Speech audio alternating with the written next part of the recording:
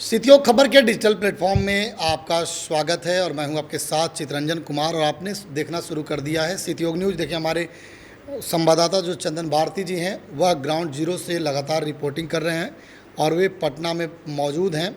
हम उनसे भी जुड़ेंगे फ़ोन लाइन पर। पहले हम आपको बता दें आपको कि देखिए, बांकीपुर विधानसभा का उपचुनाव हो रहा है।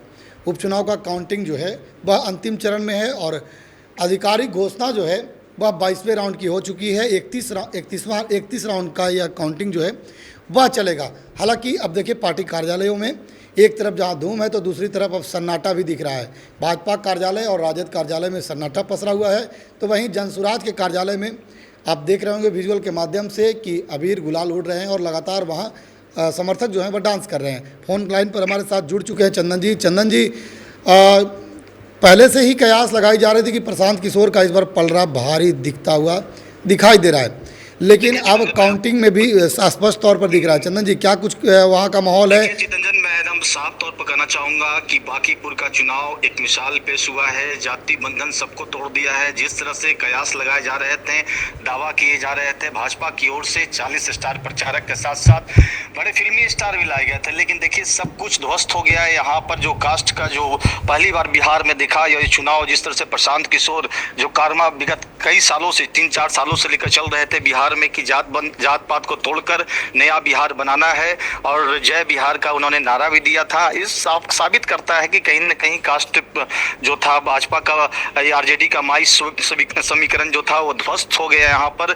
और असल में देखा जाए तो जो इनका कोर वोटर वहाँ कोई नहीं था। अब देखिए ना, जिस तरह से कहा जा रहा था कास्टों का वो गढ़ है और साथ साथ दूसरे नंबर पर दूसरे कास्ट है, तीसरे नंबर पर दूसरे कास्ट, इस तरह की बात चल रही थी। लेकिन सबके बीच में प्रशांत किशोर ने जो वहाँ पर बहुत कम दिनों में इतनी बड़ी उपलब्धि जो हासिल की है, इसमें कई भाजपा की ओर से भी गलतियां हुई है, वहीं पर आरजेडी की ओर से हुई है। अगर चुनाव में देखा जाए तो भाजपा अगर 40 जो स्टार प्रचारक की सूची जारी नहीं करती, इतना हाइप नहीं देती, तो शायद आराम से चुनाव जीत सकती थी भाजपा। कोई बहुत बड़ी बात नहीं थी, लेकिन चुनाव को हार्ड भाजपा नहीं बनाया। अब यहाँ पर देखा जाए, जो मैं ग्राउंड जीरो से देख रहा हूँ, जो तेजस्वी प्रसाद यादव जो अंतिम समय में जो मेहनत करने आए थे, अगर शुरुआती दौर में रहते तो निश्चित तौर पर यहाँ पर आरजेडी को भी, कैंडिडेट को भी फायदा होता, लेकिन तेजस्वी अंतिम दौर में आए, ऐसा लग रहा था कि फॉर्मेलिटी निभाने के लिए आए हुए हैं कि यहाँ पर प्रशांत किशोर आसान से चुनाव निकाल रहे हैं।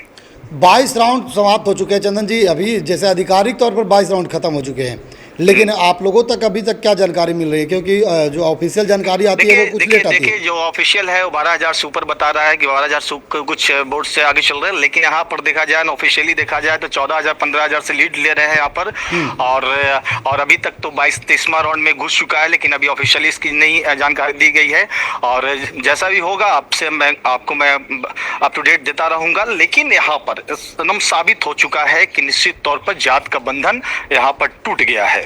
बिल्कुल, धन्यवाद चंदन। लगातार हम आपसे जानकारी लेते रहेंगे और हम अपने दर्शकों को बता दें कि देखिए 22वें राउंड की आधिकारिक घोषणा जो है वह हो चुकी है और हम बारीकी से आपको बताते हैं कि देखिए, प्रशांत किशोर ने 44,525 मत प्राप्त करके पहले स्थान पर हैं और उन्होंने 12,809 वोटों का अंतर प्राप्त कर लिया है। वहीं नीरज कुमार जो भाजपा के प्रत्याशी हैं, उन्हें अब तक 31,716 वोट मिले हैं और 12,809 वोट से वो पीछे चल रहे हैं। तो वहीं बात की जाए राष्ट्रीय जनता दल यानी राजद के जो प्रत्याशी हैं रेखा कुमारी, उन्हें मात्र 10,562 वोट मिले हैं और 33,963 वोट से वो काफ़ी वोटों से पीछे चल रही है। तो अब कहानी साफ हो चुकी है कि देखिए 22 राउंड खत्म हो चुके हैं, तो बस औपचारिकताएँ बाकी है।